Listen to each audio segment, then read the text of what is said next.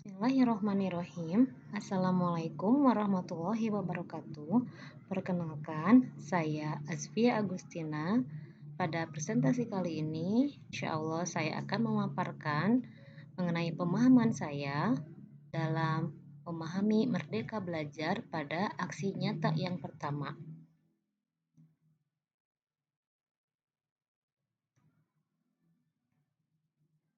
Topik pertama mengenai Merdeka Belajar.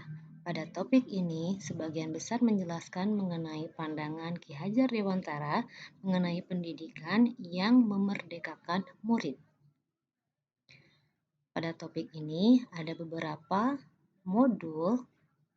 Yang pertama adalah mengenali dan memahami diri sebagai pendidik. Modul yang kedua adalah mendidik dan mengajar.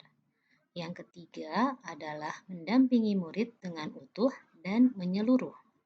Yang keempat, mendidik dan melatih kecerdasan budi pekerti. Serta yang terakhir, modul mengenai pendidikan yang mengantarkan keselamatan dan kebahagiaan. Baik, kita simak satu per satu. Modul yang pertama mengenali dan memahami diri sebagai pendidik. Langkah yang pertama, kita sebagai pendidik tentu harus memaknai dan menghayati diri kita sendiri sebagai manusia yang merdeka untuk terus selalu belajar.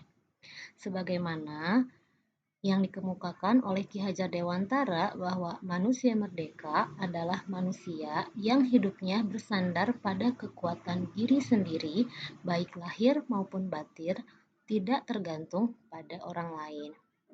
Maka pendidik menuntun tumbuh atau hidupnya kekuatan kodrat yang ada pada anak-anak agar dapat memperbaiki lakunya, bukan dasarnya hidup dan tumbuhnya kekuatan kodrat anak.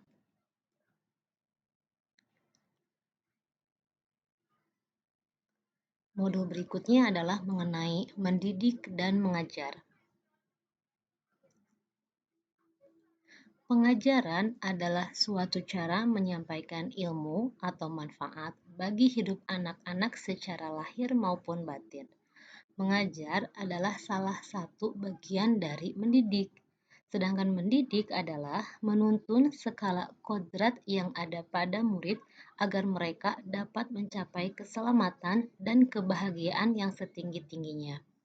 Perlu diingat bahwa pendidikan merupakan tempat menaburkan benih-benih kebudayaan yang hidup dalam masyarakat sekaligus sebagai instrumen tumbuhnya unsur peradaban agar kebudayaan yang kita wariskan kepada anak cucu kita di masa depan. Ki Hajar Dewantara menyebutkan bahwa pendidikan sebagai tuntunan, yaitu tuntunan dalam hidup tumbuhnya murid. Modul berikutnya mengenai mendampingi murid dengan utuh dan menyeluruh. Pendidikan adalah suatu proses dinamis, terus tumbuh dan berkembang sesuai dengan kondisi zaman dan juga kondisi murid.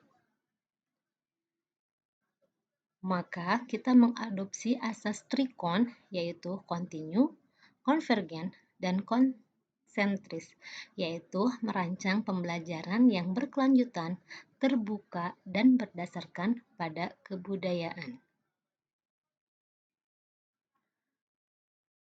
Modul berikutnya mengenai mendidik dan melatih kecerdasan budi pekerti.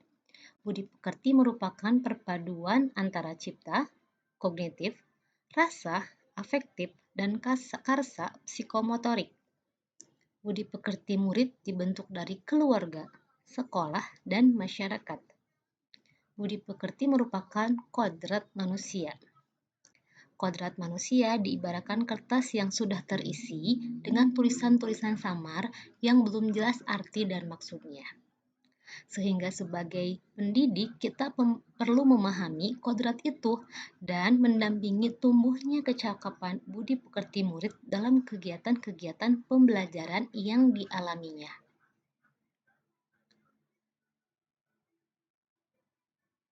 Yang terakhir, pendidikan yang mengantarkan keselamatan dan kebahagiaan.